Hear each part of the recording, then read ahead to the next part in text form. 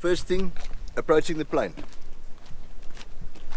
As we do with all aeroplanes, especially with this one, the APU, approaching the plane, look at the general condition, anything that looks abnormal. Liquids, you'll see by the number 2 engine, there will almost always be liquids leaking there. That's due to the hydraulic system. Check the position of the APU with regards to buildings. It does happen that you park close to buildings, and if you start the APU, either the exhaust gas is blown to the building or the noise, because it makes quite a bit of noise. So, general condition, have a quick look out. Then what the captain will do, and I'm going to decide, this is the captain's pre-flight, but he can delegate the pre-flight to one of you. First thing a captain will do after visually inspecting, he'll have the door open. Captain will open the battery compartment and you'll connect the battery. The battery is always disconnected. Reason for that is your rotary switch that selects where you're looking at your volts and amps. If the battery is connected, it's on a hot battery, but that system is a hot battery bus. If you check your battery volts, numbers will be there. 2 days, battery's flat, no start. Okay, it's a twist type. It's got a screw on it that you put into the battery and you twist it until it goes click, that last lock, and it is secure. Inside the battery compartment, the captain's not going to do too much checking inside it just yet. He first wants to put the power on, but he'll have a quick cursory look. Here's your inverters, inverter number 1 and inverter number 2. This is the backup battery. Test function is for maintenance guys. And over there, 6 circuit breakers. If those circuit breakers aren't on or aren't in, then some of the stuff in the cockpit won't come on. Okay, you'll check that. And you'll have a quick look just for in case, see if I can get this plug out of here. This is the NiCad type plug, which will come here in the middle of the battery with the sensors and the heater elements in it. Okay, so the captain will then do this. Then he will go across to the other side. The number 2 side, there's a hydraulic compartment here. We'll open the hydraulic compartment. You'll find it like this. Open the hydraulic compartment. This is the hydraulic lockout. So what this does is now, if I by accident actuate any of the electric hydraulics inside, the gears and everything is locked out from it. So if you put it on and I'm busy doing an inspection inside, the gear doors won't close on me. Also, when you lock out like this, now you can physically open and close the gear doors, because all it does is it opens the valve so that the liquid can go to and from the tank freely. So you can just pump it up and down as you're opening and closing the doors. We'll come back to this compartment a bit later. Alright. Then the captain will say to the first officer, hop inside, probably start the APU. We usually start the APU at least half an hour before the passengers before the flight's supposed to depart. Usually we want to start the APU an hour before the time. Passengers must be on and seated at about 15 to 10 minutes before departure time, so it gives you enough time to start, request taxi, all that, depending on where you're going. So then the captain will start his pre-flight. We'll check the probes. Angle of attack indicator, we just move it slightly just to see that it moves. This is the TAT, total air temperature probe. It's a rose mount. Pitot static, or pitot number 1. When you do check, in case the pitos were switched on for whatever reason inside the cockpit, don't do that, because you're going to lose the skin in your hands. It's happened before. We've got one. So that can happen. So what you do is you put your hand over here and then you move it across. By this time here, you'll already feel if there's heat on it, so you don't go. Oh. All right. Same with the rose mount probe. Start on the side and then feel it. This is the door control, hydraulic electric door control. If you press this button, it's going to pump the door up. It's got a hydraulic accumulator that will then activate, push the door up and close it. You can close and open the door either mechanically, or at least by hand, or with the electric system via the hydraulic reservoir. You can't open it with that, you just open the door and get it over with. Now let's just see if it closes. Just mind your arm there for a second. Okay, so the accumulator is still charged. I don't know when last it flew. Just landed. Oh, okay, of course, yeah, you're right, yeah. Okay, so in order to open the door, on some of them it's just got this little ring here that your finger goes through. This one's got a nice handle. What I usually do is I'll pull, push, and I'll just get it away from the body. In case the hydraulic accumulators or the hydraulics is a problem with, and I let the door go like a 90 and it falls you flat, which you don't want. So as the door comes down, airmanship, look at the stairs. I'm going to catch the stairs. I'm going to let them down slowly, because if I don't, it's going to sound like this. Okay, not good. Okay, then as the door's down, I usually check the steps to make sure that the steps are all good. Now the maintenance guys in this plane do it properly. If you do find that the step is slightly up, which a lot of times in the 120s it is, when the passenger climbs on board, by the time you get to the second step, your foot has already learned how high to go up. This step is like this. A lot of them, the tip of the shoe will catch here, because this is all flexible, they go, wow, they fall into the aeroplane. Alright, so whenever you feel one step, it's like you have to press down like that. Ask the guys to adjust it for you and get it right. Okay, second, everything is bonding strapped. It's in case of lightning strikes. If lightning strikes the plane, it goes out by the door, so it doesn't weld the door's hinges shut. The hinges are corroded and they've got dirt inside them, so it's got very high resistance to electrical current. So it will weld the hinges into its place unless it's been bonded. So this one's bonded. We check the bondings. Yes. These fingers here, if we look at this side, they are there to locate and keep the door in place. This slider as well. There's 4 of these on each door. Now if you look here, you'll see this tab here. Well, once we close the door from the inside, we look at it. These fingers go behind the tab, so the door goes up and then it goes down. It slides in behind this and it slides into the slot over. The door cannot open in flight. If the door light goes on in flight, it's a failure of some sort, but it's not the mechanical failure of the door. You can fly like that, the door's not going to open. It's impossible for it to open. I've got to look at general condition of the door. Everything looks normal. The micro switches for the door are inside here. We can't open here now, but the micro switches sit inside here. It'll indicate the door is closed. General condition looks good. The seal looks good. Go around with the seal. Follow the rest of the body. One of the things the 120 does is it vibrates screws loose. So whenever you do a pre-flight, keep a star screwdriver with you, the maintenance guy. It's one of the good ways, 2 ways that you see whether the maintenance guys are doing their job or not. Point number 1 is the globes inside. Point number 2, screws.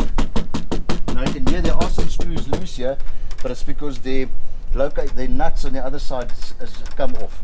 So this one is loose, this one is loose. We're not going to be able to fasten them properly because they must be repaired from the inside, but this in general you'll find the screws are loose, we just fasten them again. Leading edge, the boot, we check the boot. This is a nice boot, it's got no patches on it. We come across, now just for demonstration or so we can see, not that we'll do this every day, this is the maintenance guy's job. Open here.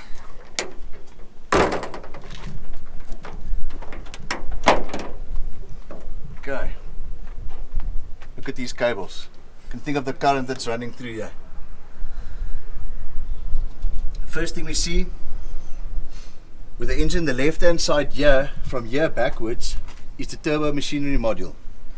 From this mounting plate to in front there, inside there is the interconnecting case. The air flows in here, this is where the air comes in. Right in front there, you've got the reduction gearbox. Okay, so turbo machinery module, interconnecting case, RGB, aka reduction gearbox. Here's the bonding straps, and there's dual cables, one on each side. It's a push-pull system. Got bonding straps everywhere to make sure that if a lightning strikes, this is for the fuel, for the power lever. What did I say to you? Oh yeah, up there. There's the starter generator. So it's got such big cables. Starter generator. There's a air inlet. You see there's welding on that air inlet. Almost always those air inlets they crack, so they'll have to weld them. There's the pipe that feeds the air for the starter generator. It comes in through a NACA vent in front there. NACA vent, I don't know, do any of you know about a NACA vent? What's the function of a NACA vent? It's dragless. Yes, and one more. No icing. Ice can't form due to the airflow around the NACA vent. Ice can't form into the inlet lip. So the air will continue going in. You don't need electricity or bleed air or anything else to de-ice it. It's uniceable. This is the exciter box. This is the fire wire that runs through it. This little wire runs all the way around the engine. Very, very important with regards to the fire wire. You've got 3 compartments, 2 lights for the fire. The first light is engine wheel well. The second light is tailpipe, the tail zone. That's inside there. There's only fire extinguishing available inside the engine compartment in the wheel well, not the tailpipe. There's no combustible materials in there. It's all steel, all iron. So if you get a fire indication in the cockpit, it's the inside 2 lights. If you get a fire indication for the tail, don't use bottles, because bottles aren't going to do anything. You don't have extinguishing there. You only have extinguishing in here, and extinguishing in the engine compartment and in the wheel well. And in fact, here's the pipe. This pipe here, as the extinguishing agent comes through here, there's a nozzle. Here's a nozzle.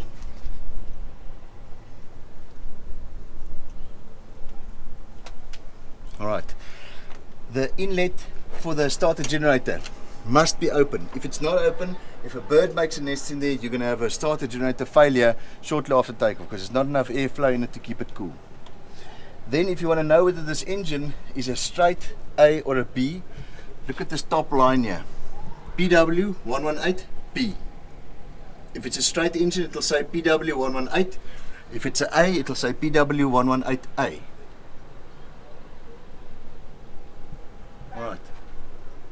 These pipes come from the centrifugal compressor. The low stage puts the air into the high pressure stage, the NH, and then from there it'll go into the burners. Right.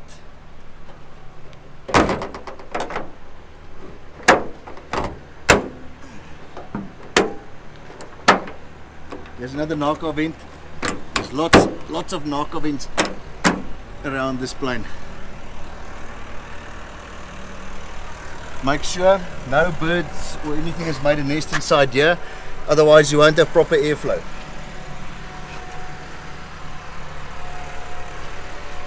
Okay, then we come over to the props. 10 foot 6 inches, quite large. Whenever you move them around, make sure there's no one in the area, because you can get a serious head slap with one of these. Some engineers mark on the head. It's not from a fight, it's not from his wife, it's the aeroplane that bit him. What we'll do, the blades, there's 2 ways of checking the blades for play. The one way is like this, vertically. The other way is to pick it up. I usually do it like this, and I go against it and I feel how much play. If it's got too much play, they have to put new shims in there, bigger shims, take up the play. When you do the blade check, we look at the top side, bottom side, we look for delamination. It's a composite blade, nickel sheath, it's got aluminium inside it. You want to have a look at it to see what the condition is. These blades look quite nice. At the back of the blade, if you see lots of little chip marks, then they're not taking it out of reverse quick enough in contaminated runways where there's sand and dust and stuff, or they fly into contaminated runways and they don't have a choice. Okay. On the leading edge, on this side, this is the heating lip. So there's a heater element inside here. Takes the ice off. This is blade station 42 inches, this line here. That's where the blade's angle gets measured, because the blade's a twisted blade, so it's like my sense of humor, it's twisted. Alright, so I'll just chuck the blade around, make sure there's no one on that side, take the next blade, go through the same process, feel for play, look at the top, the bottom. If it looks okay, checks for someone that's walking, next blade. Check it, this one's fairly loose, not bad yet, but fairly loose. Check this one. Also, 70%. It's still okay. Here you can see some chip marks. It's been repaired. They usually use paint, or they'll use Q-bond. Q-bond is cyanoacrylate with baking soda. Alright. Then we come to the inlet. Yes, this hole here is propeller restraint. You'll see a hole on this side and a hole on that side. You look the propeller restraint in here and it'll go around the propeller. There's one of 2. One is just a band that goes around the blade. The other one is actually a bag that the blade goes into. If you got the bag tight, make sure it's got a hole in the bottom so the water can run out. Otherwise it rains, the blade sits in the water and it will cause contamination. Okay, right, then checking if no one's in the area, you have a look at the back here. Inside here you'll see 3 shining rings, big shining rings. Those are called the slip rings. It's got brush blocks pushing against them, and that transfers electricity to the leading edge D/anti-icing heating boots. See them? No, it's very difficult to see them actually. Yeah, the camera doesn't pick them up. Yeah, I gotta take a blade, I'll take the hub off to be able to see them properly. Okay, chips the heads so I don't have a pass out next to the plane. I'll leave you behind. Yeah, we're literally left behind. Someone had blood drawn today. Oh, who wants to have blood drawn today? Just step closer. He hasn't really had. Oh, damn it. Similar, well, Okay, inlet lip de-icing, and inside there is a second inlet lip de-icing. See there, this is called the S duct. Very clever design. Once again, Hans, he said he doesn't want to do the 1900 thing and the 200 thing and all that where you've got a lever that you open and close. No way, they built a duct that's aerodynamically shaped in such a way that by the time the FOD, you guys know what FOD stands for? By the time the FOD sees that there's blades it can go for, it's already passed and it's gone out the other side. Okay, so there's no time for it. Take care. The book says you can reverse this aeroplane. Yes, you can, but when you're doing low speed and you're doing reverse, there's not enough momentum of the air going through to carry the FOD out the other side. It will get sucked in. Okay. Right. Checking inside there at the back you can see the engine in it. I don't know whether your thing can see there. There's the blades. You'll notice the blades sometimes get dirty. Then it needs a compressor wash. You'll notice over time if you're flying in a place where the air is dirty or dusty, you notice that the start temperatures increase, your fuel flow increases in flight and your torque decreases. Compressor wash, then you gain a 15 or 20%. Okay. Right. The bottom here, oil cooler.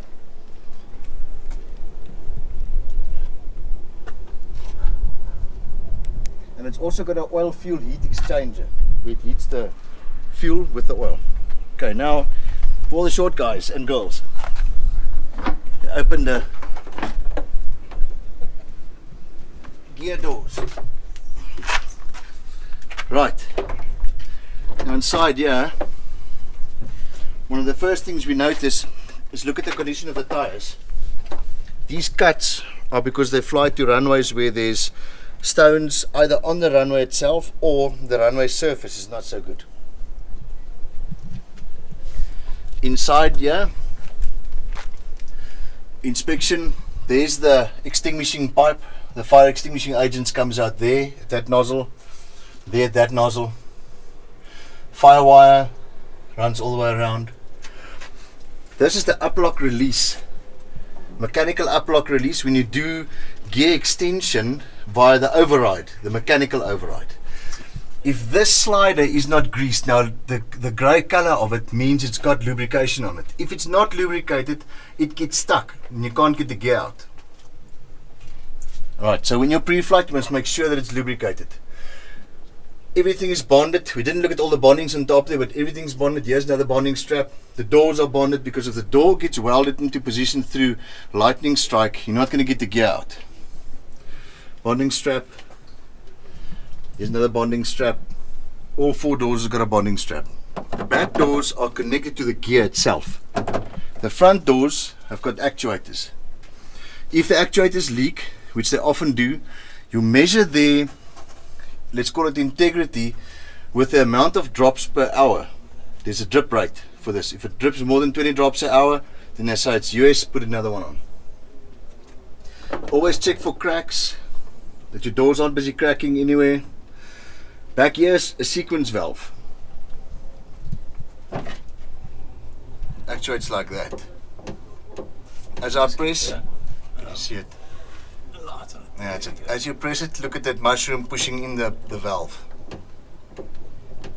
The way the gear actuation system works is these main doors will be closed. Let's say the gear is in at this stage. All the doors will be closed.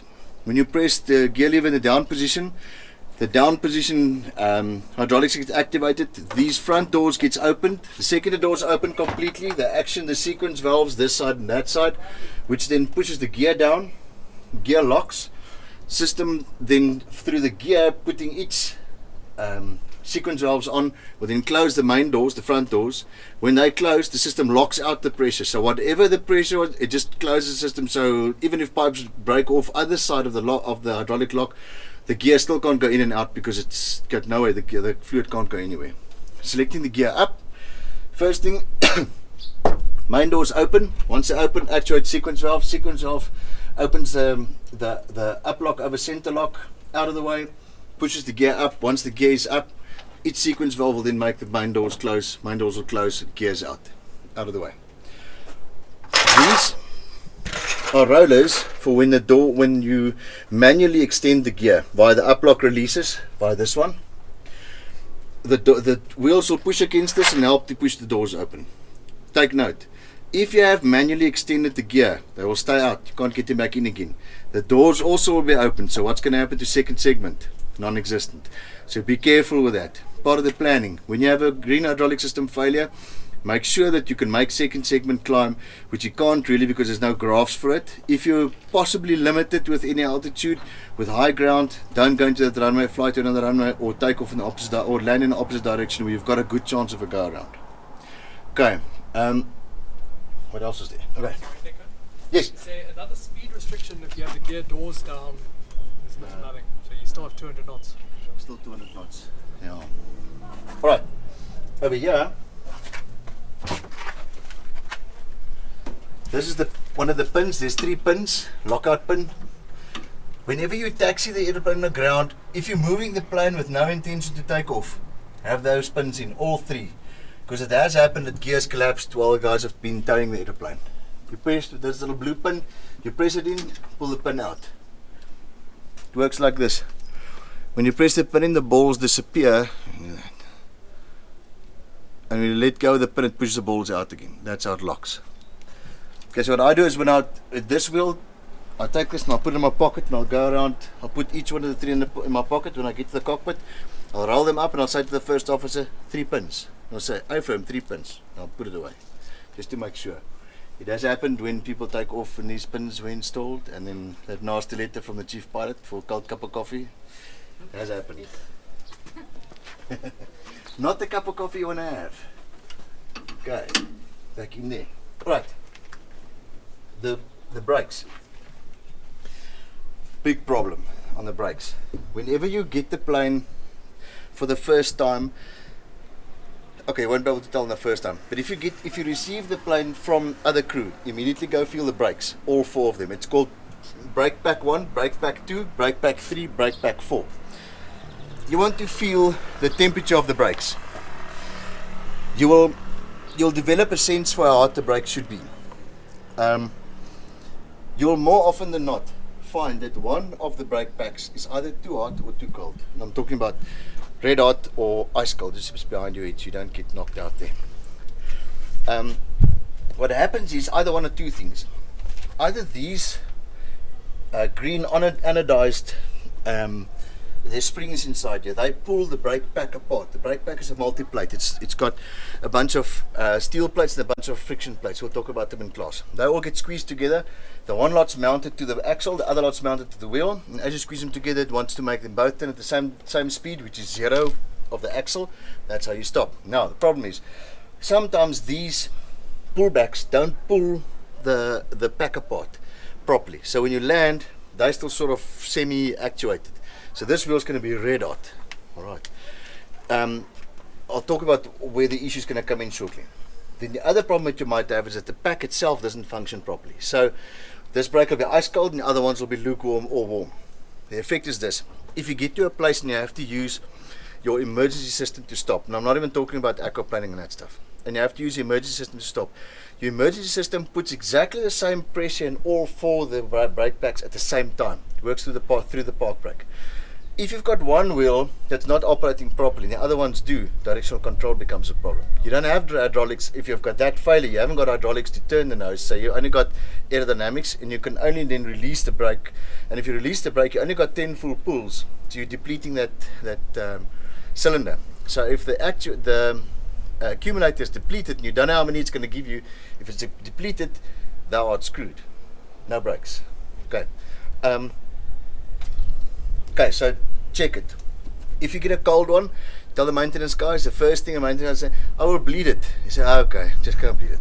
You must replace it. Bleeding doesn't, 9 out of 10 doesn't do the job. Replace it and get it over. It's a huge job, lots of work, paperwork, it's a heavy thing, plane's going to be jacked, etc, etc. Okay. Yeah, almost all want. If you go on contract now, the very first 120 you get, I'll buy the beer if it's not like that. You go feel awful, I'll buy a big beer. I'll buy a 660 Gala at least. At least one of the brakes will be either too hot or too cold. 99% of the times. Becomes a problem. Tupuitu. Who's flown to Tupuitu? That narrow, thin, short lacquer runway. Imagine you have to do that directional control problem. The runway is as wide as 1400 is wide. So, yeah. Okay. You get the, and again, take 9 air crash investigations, put one fictitious one, see who can tell which one's which one. These things can happen. So let's rather be as safe as possible rather than say, damn it, Nico warned us about this, now we got no brakes. Okay, alright. Look for leaks. Now there is a bit of a leak here. I don't know whether it's engine oil. I think it's rather engine oil. You can see there's some oil at the bottom there. Actually, we can't really get in there. Okay, try like that. Yeah, that's cool. Right, this pin over here is the wear pin. This little 8-sided pinicky over here. That is the wear pin. If that pin is inside flush with the with the brake, it's finished. You will find that the brake that's more worn will be warmer than the other brakes. Okay, reason for that is there's less material to absorb the temperature, so the plates will be individually more, take more temperature than full metal plate to take. Okay, what else was there? The uplock, I can't actually see them. If you can see, if you can maybe get in behind here, this is the, well, 2 of the proximity sensors on top there. These are the 2 proximity sensors for the gear down.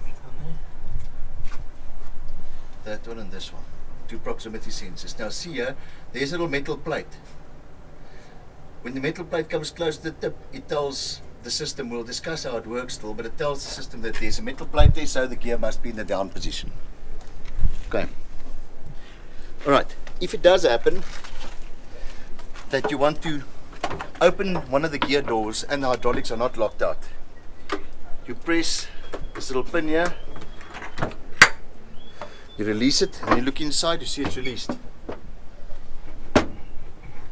But now if you pull the gear up or you activate the hydraulics, this will not work. So this will hang open in the air. So be sure that it's hooked. Okay. Right, let's go to the left hand side of the engine.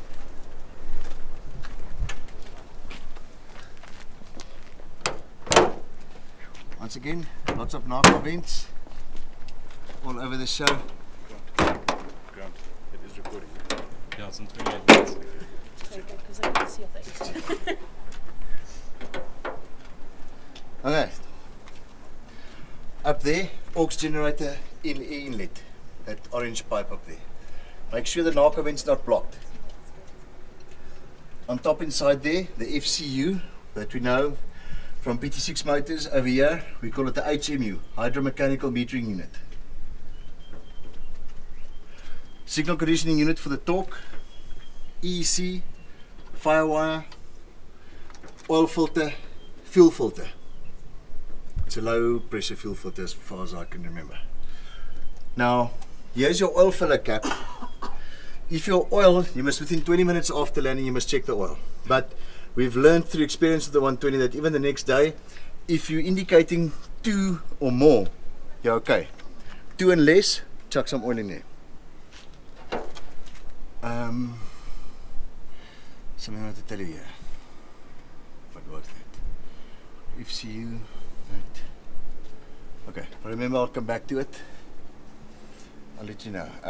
Oxygen generator, EC, FCU on top there. There's the fuel cooler heater on top.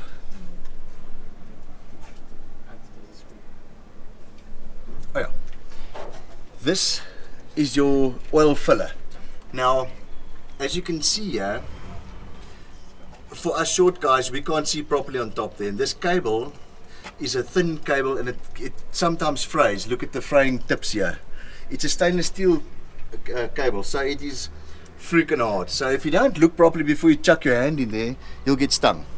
Right, it's quite irritating. It's sore, your finger sore and everything. So what I usually do is I stick my finger in there. We'll open it through the access door here. I stick my finger in there, I'll check and I'll carefully feel. And if when I open the cap, put my thumb underneath it, pull the cap up, turn it, and with some effort get it out. Yeah, this one's stuck. Can we just do the release again? Yeah, sure. Let's get this one. Oh, it's just a bit of pressure. Okay. Stick your thumb in there, into the hole.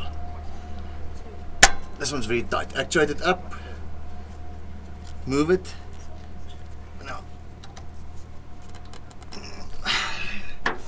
It's pretty stuck, this one. Okay, there we go. Okay, and inside there you should see a valve. It's there to prevent the oil from coming out if you have a failure of the cap and the cap comes off. Now, try this again.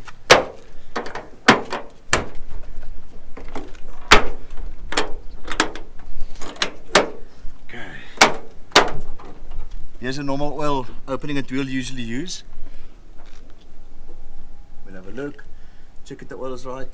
If you want to fill oil, use a screwdriver because there's a valve inside there. If you don't use a screwdriver to open the valve, you chuck the oil in, it's going to overflow and just run out the bottom, and the mechanic's going to come and say, I don't know why, but it doesn't want to take oil. And it's happened because he's forgotten that he must put a screwdriver in there. Yeah, now the screwdriver is another story. There by the hydraulic panel, there's a little bag there. The screwdriver usually lives in there, but there's something else that lives inside there in some aeroplanes. It's the shitter's T-handle. So now you go, take a screwdriver, put it in your pocket, you walk around, you go and you put it in that bag next to the shitter's T-handle. The guy who comes and cleans the toilets has got his big thick rubber gloves on and he touches it then afterwards. So yeah, take care. Okay, alright. Landing light on this side. Look at the boot. Check at the boots. Sometimes you'll get patches in the boots. That's okay. They do get holes. It's 3 sections. That's the outboard. It'll inflate first. This is the middle. And then the inboard on that side will also inflate. We'll discuss the inflation cycle still. Coming across. Check leading edge all the way. Nothing funny in here. You see your dual lights. Now the power would have been on now because of the aerosters. The first officer, or in your case, the first officer Rina would have started the APU, and we would have there's no female first officer in any aviation language. So the lights will be on, you can see both are on. This target practice look like thing over there is there for alignment of the plane. If they check that the alignment is correct, they'll take these with bobs and measure distances to make sure the plane's not completely bent or not bent. Around here. Yeah, slightly is okay. If you leave the controls, it does that. We had an airplane that did that. You leave the yeah, like 10 all the way to the one side. You've got nothing left and it flies straight level. It's been known to have happened. Control rigging. Alright. In this, it says non-magnetic bolts in this area. Why would it say that? Both wings, it says the same thing. Non-magnetic bolts. Yeah, the compass. Flux meters are inside here. With a ferrite block and it's wrapped and it's got a hooks joint. Yeah, that one. The one you learn about it's in here. So one this side, one that side. This is for the tank's breather. There's air that comes out here. When you fill the tanks, the air comes out here, it fills real quick. You always do underwing pressure refueling. If you do overwing, man, have a big long beer and a salmi because it's going to take a long time.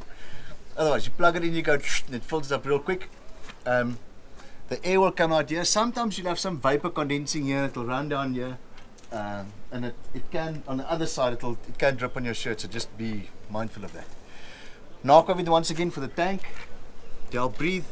Now the control lock is in. That's why this aileron is up. But we'll look at the aileron on the other side for the turbulator.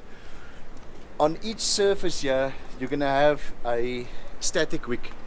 Now static wicks, you've got 5 on here. You're only allowed 1 static wick maximum missing per surface. So you've got 5 here, 4 on the horizontal stabilizer and 2 on the rudder. And you'll also notice it's a dual rudder system, rudder 1, rudder 2. So you're only allowed to lose 1 per surface. Now, what would this be for? Who can tell me? Yes, bless you. Another puppy. Yeah, hint, this is not for me or for you. It's for them. Yeah, we're too short, we can't get there. So this is just to help you not walk into it. Alright. It also helps the airflow when the flap's coming down a little bit, but the reason why it's painted yellow is for you guys, not to be incapacitated outside the aeroplane. No alcohol involved. Alright, these bearings here, now it's important in the flaps. It's an old problem on these aeroplanes. So this bearing is slightly dark, and if I rub my finger over it, it gets dirty. It's got a dry lubricant in it. They are supposed to be lubed. What the guys do, you come pressure wash the plane, they pressure wash all the grease out of the necessary places, and then this is dry. These flap tracks do break because it goes dry, the bearings get play, not a good idea. What we'll do is, as we check we want to check for 2 things. We want to check for lubrication, and we want to feel how much pressure I have to put on the flap in order to get me to turn the bearing, that it turns easily. If I have to really push hard on the flap, I can tell you now, when you do a flap retraction after takeoff, you're going to have that flap here, it's going to move slow, you can probably get a control fault. Okay, just be mindful of that.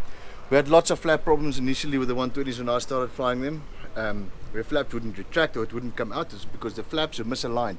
If it's too much pressure, it moves too slow. If it moves too slow, it'll get to a point where it's a 7-degree split. For a 7-degree split, which we'll discuss in the flap section still, 7-degree split is going to freeze the flap system right there. You don't want to have those issues on takeoff in bad weather. Now you've got to deal with the flaps and you've got to take a QRH out. We don't want to have that. So if you feel it's slightly tight, notify maintenance. This side, same story. This bearing is a little bit dry, so they'll lubricate it for us hopefully. This is a nacelle drain, so whatever liquids go, not all, but most liquids that get together in the back of the nacelles will run out here. You can see a little drop here. Usually there's nothing leaking out from the number 1 side, but from the number 2 side there will always be hydraulic fluid coming out, because the system works like this. The green system will always pump fluid over to the blue system as you're applying and letting brakes go. The whole idea is it must keep one system full at least. Why do they want to keep the blue system full and have the green system topped up the whole time, which is more important? I don't know. Maybe because they want fresh fluid in the green system and have the old ones go to the blue system. I don't know. But okay, it works like that. This is the nacelle flap. We look inside the engine here as well. It's fairly dark. Nothing to be concerned about, but the engine might use some oil.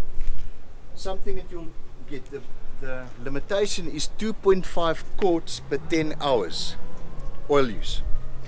That doesn't mean the oil can drip out the bottom of the engine at 2.5 liters, well 2.5 pints, which is I think 910 cc's, 910 milliliters per 10 hours. That's not the point. We had a maintenance guy that said that, it's not the point.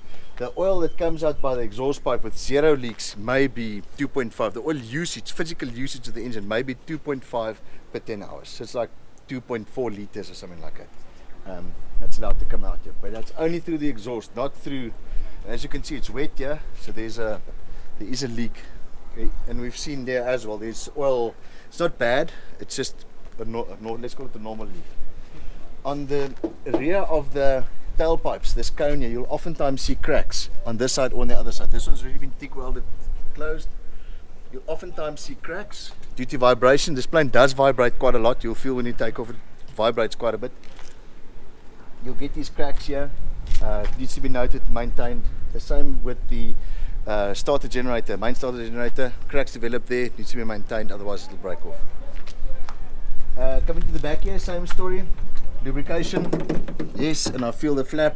Doesn't take a lot of energy to move it, so that should be okay. At the back of the strut, we've got a proximity sensor on top here. That's to tell it where the gear is. There's another proximity sensor down there. That's to tell it whether the gear has been compressed or not. So that the system knows you're on the ground or you're in the air for warnings. This is the distribution block for the brakes. This center pipe goes to the top two feeding tubes. These are for the emergency brake or the park brake. Now it feels like a park brake is set. They feel quite tight. You can see some rubbing that's taking place here. Notify maintenance so they can have a look at it. The bottom two pipes, that one and that one, together with these two, are the feeding pipes for number 1 brake pack, number 2 brake pack. The system is very nicely designed. Hans once again was very clever. There's a thing inside there called the hydraulic fuse, which means if I would cut this pipe here, it won't just throw all the liquid out. Over a certain amount of flow, there's a little ball valve.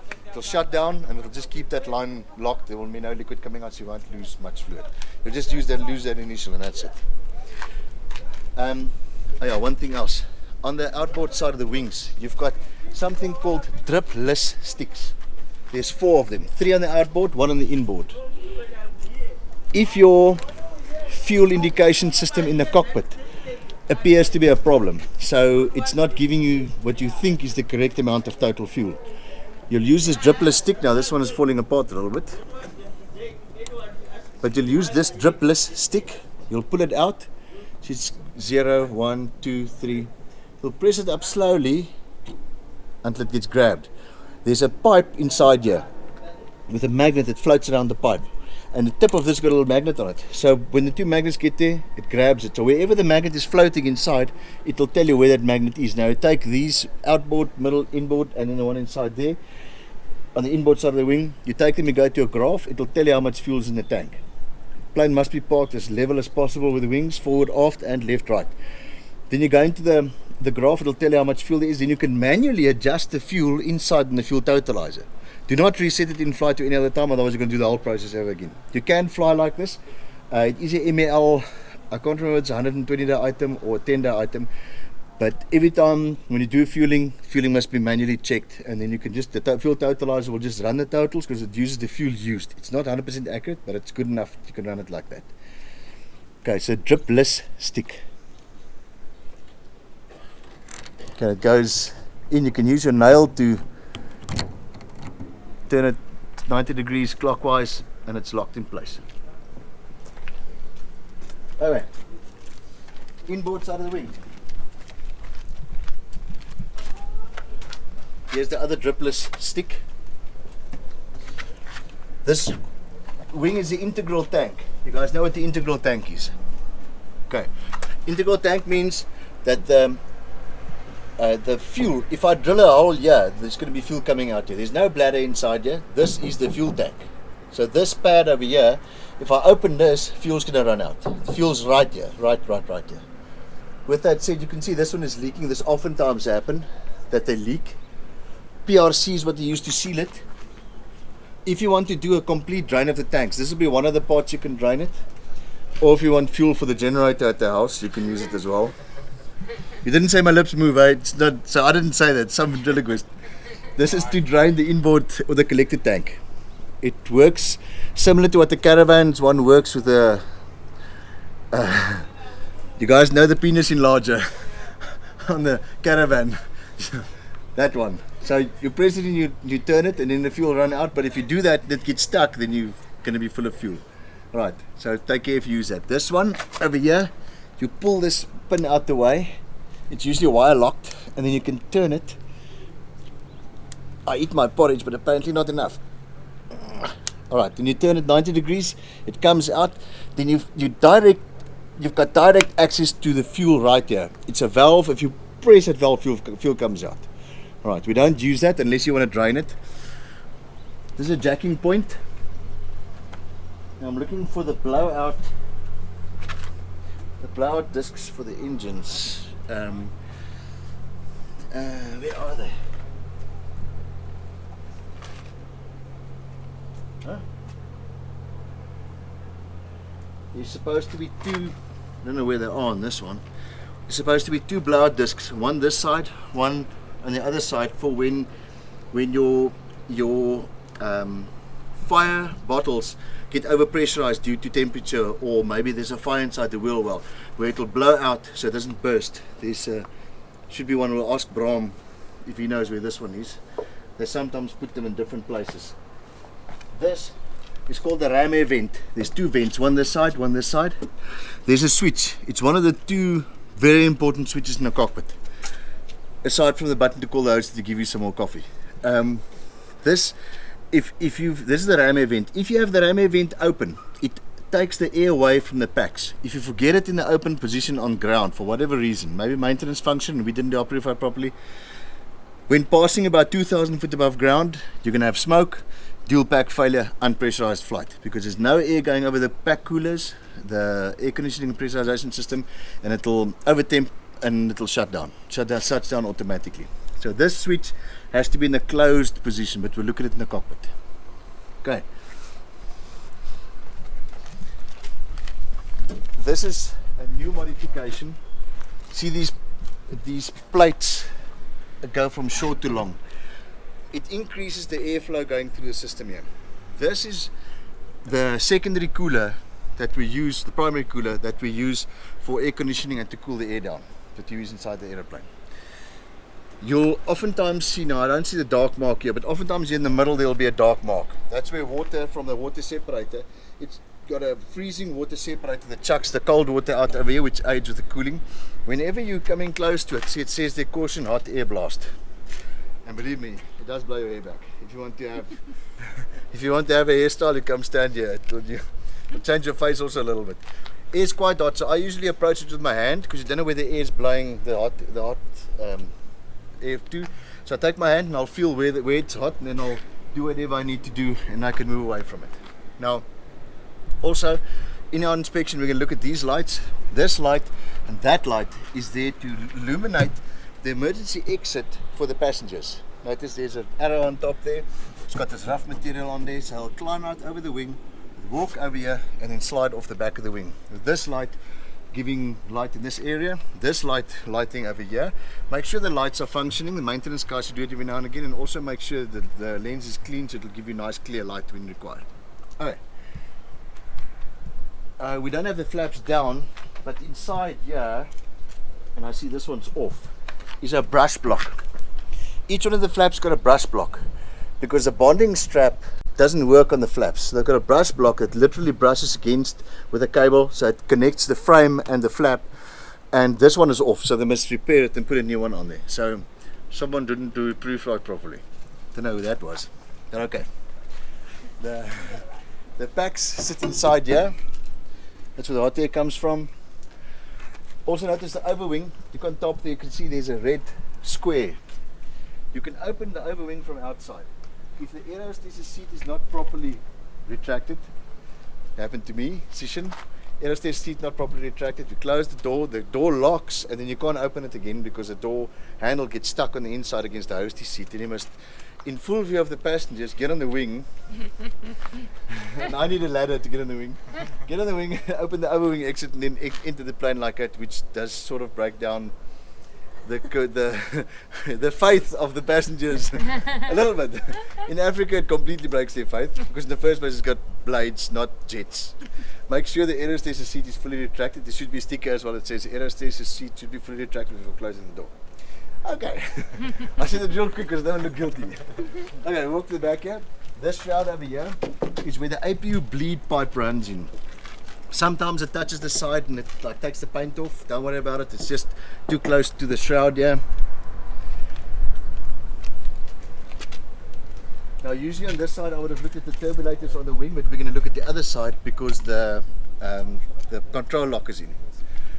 Okay, the boot.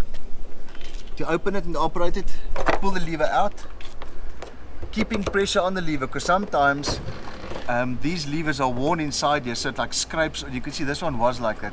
It scrapes off all the paint here, which is really bad image. The maintenance, the guys who do the baggage handling usually cock it up like that, and then it's just bad. Turn it all the way around with pressure towards you, and let it go, and you can press it up. Now sometimes say again? There's a ladder. Yeah, my name's written on it. Sometimes I was thinking I'd go throw it up and you sit in the cockpit and you'll hear quah. This thing locks up into the rail on top there. If it jumps out the rail, you ground it. You can't go anywhere because you can't close the door. You need a maintenance guy to come across. Big maracas. That's the first problem. Second problem, see this plate over here? It's there to keep the baggage that side. Because this is a plug type door. So the baggage falls over, pushes against the door, can't open the door. And you can't get access. Some of them do have an access panel. We'll see inside the plane if you can see it. Might be in the middle there. Some's got a door. The ones with the toilet in the back here has got an access part here. But to get in there with a broom, it's just. And the ground staff says, "Oh no, you've got to fix it." No, you did it. You fix it. And I go drink coffee because I'll only do it once, and then I'll, with all the effort, then never ever do it again. Okay. So when they do put baggage in here, make sure they don't stack a Tower of Babel. They must just stack it properly, as flat as possible, so it doesn't fall over and block the door. There's two baggage compartments. This one is the 700 kilogram compartment. It's at 700. 1543 pounds. The other one, this is the uprated one. This is the ER. The ER has got that big compartment. ER also has got different rated, same but different rated main wheels and nose wheel. And usually the ERs come out with A or B engines. Usually not straights because the straights are a bit flatter. Don't have hot and high performance. A's and B's got hot and high performance. The smaller normal RT baggage compartment is 1,213 pounds. So 550 kilogram baggage compartment. There's the same compartment, just that extra rivets have been put in and some strengthening has been done to put more baggage in the compartment.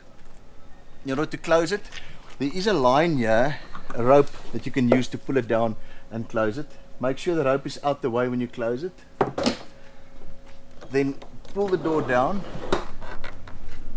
pull the lever towards you, rotate it, it plugs in. Make sure it looks like it's plugging normally. This one is a bit tight.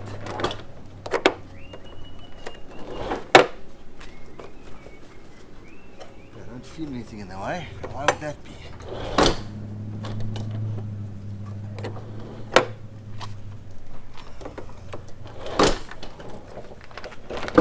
Okay. This one needs some adjustment. It shouldn't sit like that.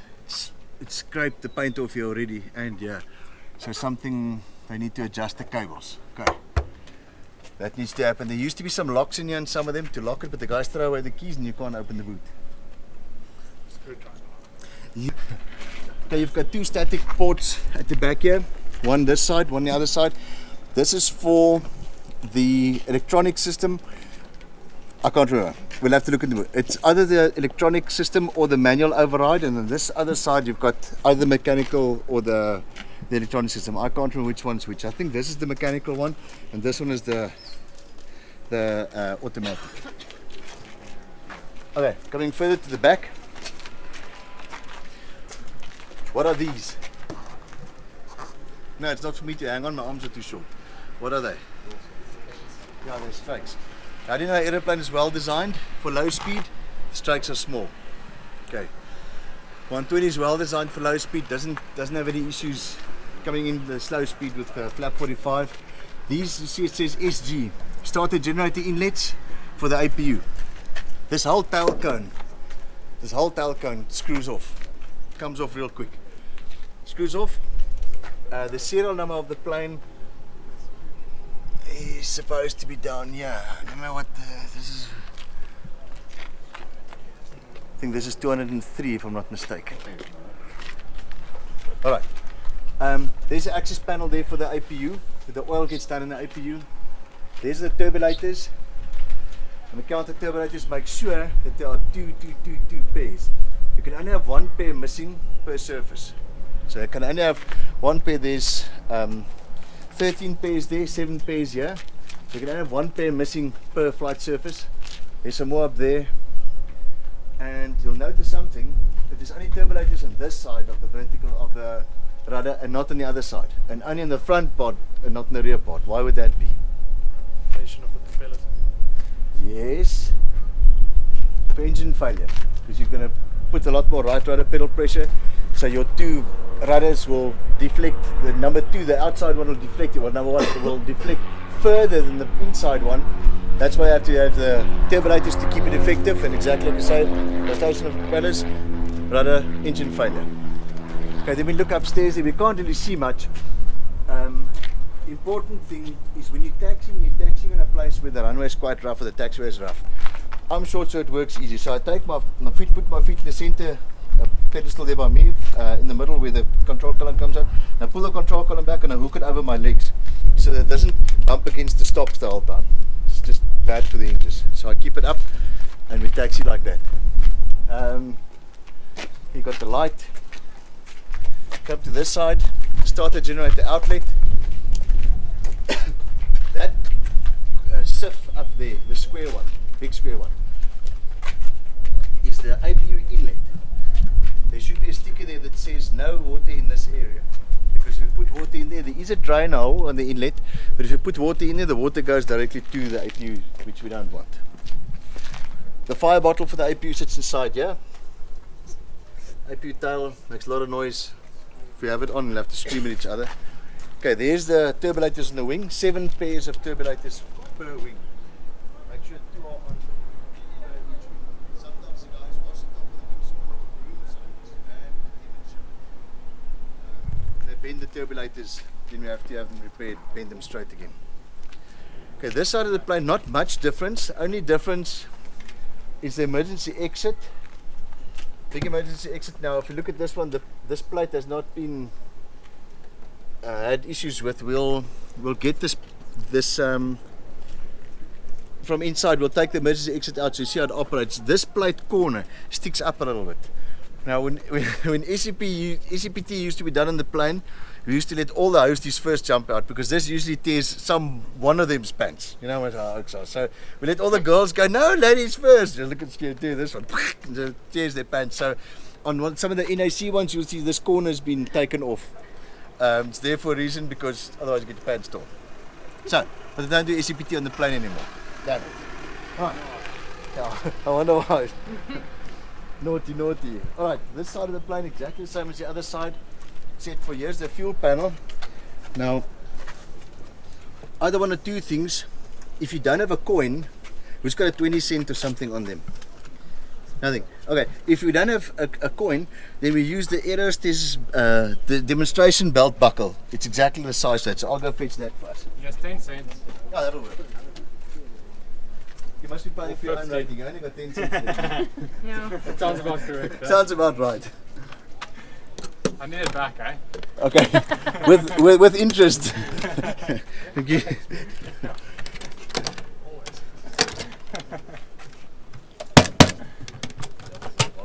Okay. Right. This is the fuel point where the guy will put his fuel hose on. You press the tab, you release it. I usually hang it over here so it's out the way, because the guys, if this thing's hanging here, they'll get on and they'll pull this. You can see it's already been broken off. And they'll break the cable off. So I'll put it on the outside, let the guy come plug in. Here's that micro switch. Look, it gets adjusted by a nut. And it's not the best of patents, but what happens under high speed, this door starts pulling open, it releases a bit, and then the light goes on. Okay. On this side, here's the refueling panel. It works as follows. There's the quantity tester. Only when power's in the plane, it'll function. So you press the quantity tester, both the needles will increase slowly, and you release, and the needles will come back down. This is the bug. See these orange bugs? This is where you set the bug to the preset amount of fuel that you want if you're operating in the manual, in the automatic mode. How the fueling works, these are the defueling valves, which we'll never use because no one's got defueling machines. We fuel it correctly from the first time, so we don't use defueling valves. Normally we'll go, this is a refueling master switch. If we go automatic, we'll go manual position, one more up is automatic. We'll open the two refuel valves on on tank number 1 and tank number 2. Get the guy to plug in, and then we'll wait for him until he's plugged in and we are ready. Then I'll indicate to him, start pumping. as a rule, do not leave this place until the fueling's done properly. Because what happens is it does happen that the fuel, an automatic mode jumps the bug. Then you got one tank with like 300 pounds more than the other tank. No, we don't want to do that. 600 pounds is the max limit for difference in the fuel. What we'll do is this is automatic filling. So then we'll wait till the guy gets close to full and they'll indicate him cut, then he'll stop, he'll unplug and then only I'll switch off. It's just personal preference. I'd like to protect the valves a little bit. Then manual is the next setting. Manual, you are manually fueling it. So whenever the tank is full, you switch its refueling valve off. And then once the other tank is full or full enough as the amount you want, you can put its refueling valve off, but I usually get the tanker to stop its pressure before I stop this one. Alright, now let's see. Here's also micro switch. This is also, you see it sits very loose. Now you can see here, here's a mark and here's a mark. So this door has been forgotten open at some stage. So someone flew with a service door light on. It's supposed to switch everything off.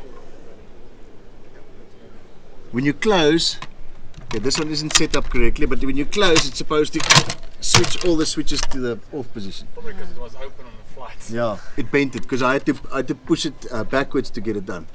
So just okay, so it's supposed to close by itself and shut them all off. Once again, old Hans. He's a clever guy, that Hans. Okay, put the fuel cap back. This fuel cap doesn't feel. Oh, it's because this tip is broken off here. I was wondering why it doesn't feel so lekker. Okay, close it. These things, sometimes you see this one is not properly aligned, and you saw I struggled to get this one open. Maintenance guys must take long nose pliers or pliers, and they must come and push this in a little bit more. Otherwise, you're going to suckle every time you want to put it back in again. It's supposed to be sort of equal, more like that. Let's see if we can get it to go. Okay, easy enough. If you locate it, luckily, in the right place.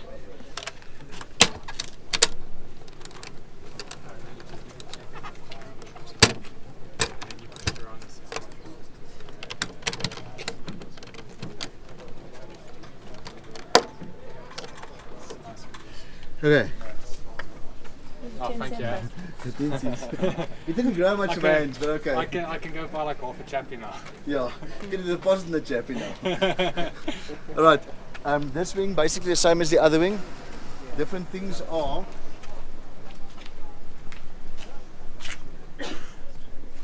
there's a device here to re-energize the airflow over the wing root. No step, you only have it in the right hand side of the plane, the number 2 side, you don't have it in the number 1 side.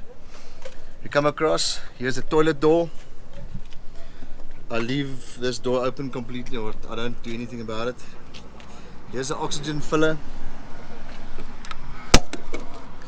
It takes quite a while for the oxygen to be filled. When you do a ferry flight or a short flight, let's say you're just hopping over from here to Joburg and there's no oxygen, and you say to the maintenance guy, "We need some oxygen." He says, "No man, it's a low flight." What do you tell him? Yeah, actually you don't talk to me, just write my hand, name in your hand and you go, Nico says you need oxygen, because if you have a fire on board, we need oxygen. Okay, it's not only about altitude, it's about us being able to breathe when there's smoke.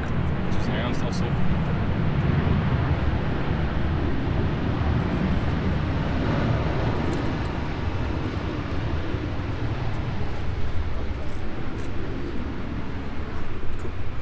1,350 pounds is the minimum, which will give you half an hour's air in the cockpit. It's oxygen, the bottle sits inside here. When you fill the oxygen bottle in Baghdad and it's 50 degrees Celsius and you fly to Antarctica, halfway through the flight you'll see the oxygen level will be in the middle. It would have halved. It's not because it's a leak.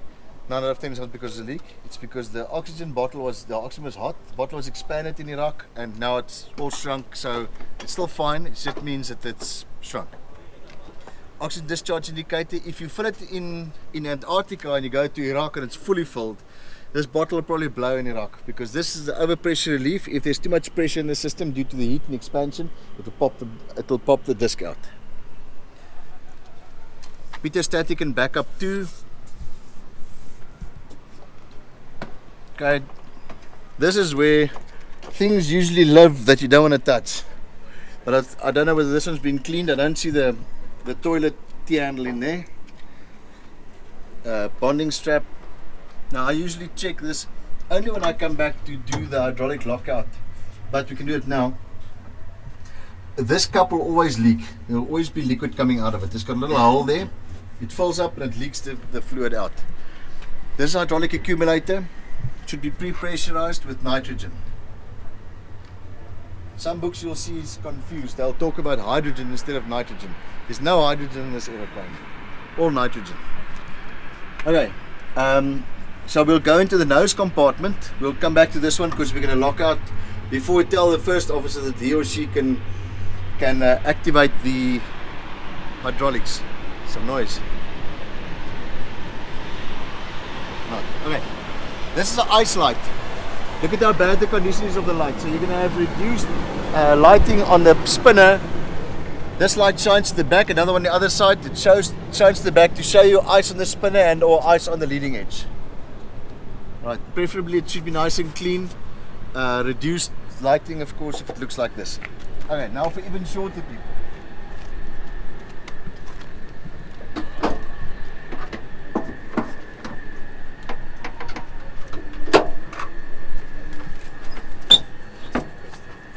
Okay. Inside here, same actuation system for the gear. We've got the actuators themselves. Got sequence valves. The sequence valves are up here and up here. This is the A and the B system. What do you call it again? Proximity sensors for the gear. The lock. You got the bonding strap. Again, the back door is connected to the gear itself. You see this? The guys were in a hurry to drink beer because the light was still on when they taxied, and they were in a hurry to put the pin in to go run and drink beer, and the wind blows the tag back and it goes against the light. So they should wait a little bit. Maybe I have a cold beer on board or something. Okay, wait for it first before they do. Okay, uplock release sits inside there.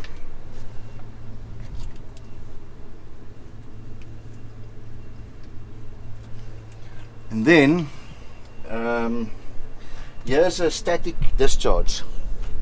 It's supposed to touch the ground, statically discharge the energy that was built up, electrical potential differences was built up in the air, so that you don't get a shocking experience when you greet someone on the ground. Might be air raising. Okay, inside here. It's a little bit dark. Yeah, it's a bit dark in there, but it's a big compartment. All the electronics and stuff, well, nearly a lot of it is inside there. Behind here are the snubbers. Stop the nose wheel from rotating, so you don't have a spinning wheel inside here. Close this compartment.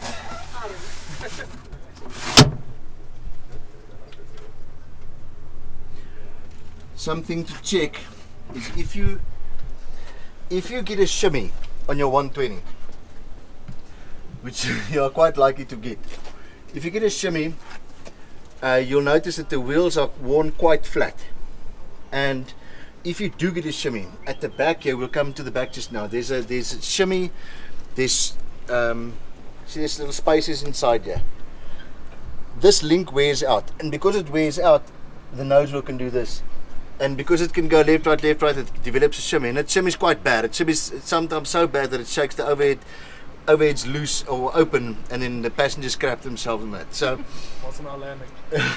yeah, that's even the worst. It's after. It's not even the landing. It's after. It's the taxiing that scares the shit out of them. It's actually, So that can happen. If it does happen, the companies don't want to replace this because they've got to push the pin out. It's cost and everything. So all they do is they just shim it up again and shim it up again. Eventually, it doesn't work anymore. So the flatter the wheel gets worn, the more chances are that that's going to start happening. So you'll have less nose wheel usage the more worn these shims are. With that said, when you do land and it starts shimming, pushing the nose forward, pulling it back, putting power, taking power away is not going to do squat to it. All you do is you just rest your foot on the rudder pedal. all you want to do is just put some pressure through the hydraulic actuation system on the nose wheel, and you softly, slowly do like a very slow S across the center line, left, right, nothing serious, just like softly. That'll take a shimmy away. It's the only thing that takes a shimmy away. And then you report it to the maintenance guys, and they'll say, yeah, and then you'll know, okay, it's not going to happen. You know, okay. All right, let's have a look at the back here. This is the only grounding point, except for the jack plugs under the wings, which we don't use. This is the only grounding point that there is. You get the guys that come and they put the grounding wire on here. It's paint, it doesn't help. Or they put them on the wheel, on the nut, it doesn't help. Must put it on here. It's copper, it's on the frame, it's grounded properly. Proximity sensor. This is the oversteer indicator. See, this is a bit of water inside there. There's a little red pin inside there. If the guys tow the plane and they oversteer it, or overextend the nose wheel on the turning, it'll pop the little red pin out, and then they must do maintenance, they must do inspection. Okay.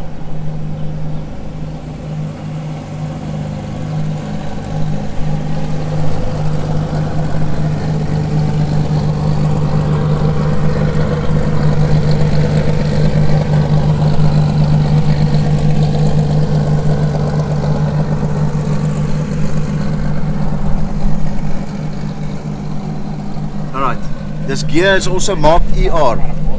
It's the same gear as the RT, it's just been through a more stringent process. Same with the rims. Here's the other electronic compartment. We don't usually go in there, it's for maintenance guys. There's one thing we must look at still. It's on the main wheels. There's fusible plugs. You guys remember what fusible plugs are for? Okay, yeah, there's a jacking point over here. Nico, is this the other door that's a service door on the panel? Yeah, but it doesn't come on. There's no switch on it. It's not. No. It's three, isn't it? Those two. That's a distribution. Yeah. Those two, the fueling panels, and then this one, the music storage. Oh, box. that one. Okay. Yeah. Cool. On the main wheels.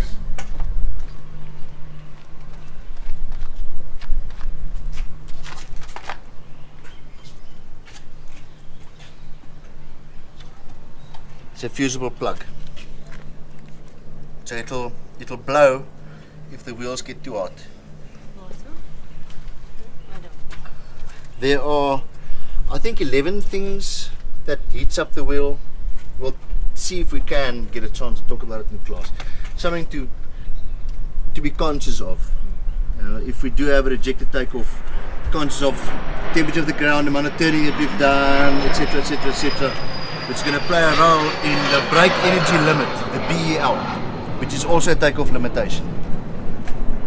Okay, so by the time the captain is gone inside the nose compartment, come out, inspect the hydraulic panel, pull out the lockout, put it into the operation position, and then what I do usually is I get the first officer's attention and I show them operate the hydraulics. Then I'll put the hydraulics on and I'll first clear it, of course, and make sure there's no one inside any of the gear doors. Now I'll close all the gear doors, everything will close up, and I'll show it's good, walk around. I'll then go from here, close this first. Other thing, interesting, when it's open, can't close the door. Hans. He's very clever, that man. Okay, close it. Make sure the Naka inlets here are clear, there's no birds, nests and stuff in there. Same this side. Then I'll come to the battery compartment.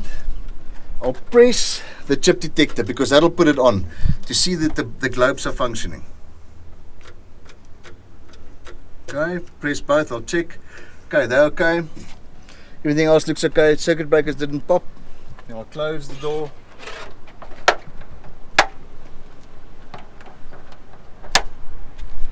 Now I'll get into the plane. By this time, the first officer would have gotten the temperatures and pressures and everything.